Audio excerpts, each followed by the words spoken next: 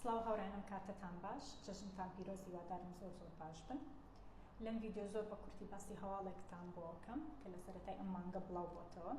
بەپێی ئەو هەواڵەی ڕوودا و بڵاوی کردوتەوە حکوومەتی کەنەدا بڕیاری یاوە ئۆفیسی خۆی لە شاری هەولێردا بخە بۆ پەیوەندیە دیپلۆماتیەکانی لە وڵاتی عێراق و وڵاتی ئەمان کەم بکاتەوە. ئەم هەواڵە شمانەیەکیە کە وڵاتی کەنەدا ئۆفیسدا بخات لە هەولێر بە ئەگەرێکی زۆرۆ سەنتەری وەرگرتنی بایۆمەتری پەنجەمۆر کە تۆ تەقدیمی ڤیزە ئەکەی بە ئەگەرێکی زۆرە ئەو سەنتەرەشدا ئەخرێ.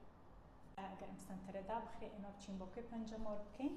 لە ئێستاوە کاتتان هەیە هەتا مانگی 2025 ئەگەر بە تەمای کەنەدای بە تەمای تەقدیمی ڤیزەی کەنەدا بکەیت لە ئێستاوە خەمی لێ بخۆ لەبەر ئەوەی بە ئەگەرێکی زۆرەوە لەوانەیە کە تۆ بۆ پەنجەمۆرێک بچیت سەردانی وڵاتێکی دراوسێ بکەیت.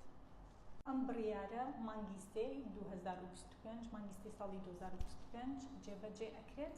بۆیە لە ئێستاوە ئەگەر بە تەمای ڤیزەی خوێندنی بۆ نمونە ئەتوانی لە ئێستاوە تەقدیم بکەیت. ئەگەر بە تەمای ڤیزەی گەشتیاریت هەوڵ بیا هەتا مانگی 9 بتوانی خۆت یەکلایی بکەیتەوە تەقدیماتەکەت کردبێ.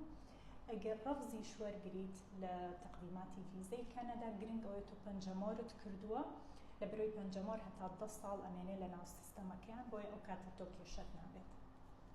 ئەتوانن ئەم ڤیدیۆم لە سۆشیال میدیا شێر بکەن لەگەڵ هاوڕێکانتان بۆ ئەو کەسانەی ئاگاداری ئەم هەواڵە تازەیەنین. هەتا ڤیدیۆیەکی تر و بابەتێکی تر لەسەر وڵاتی کەنەدا خواتان لەگەڵ.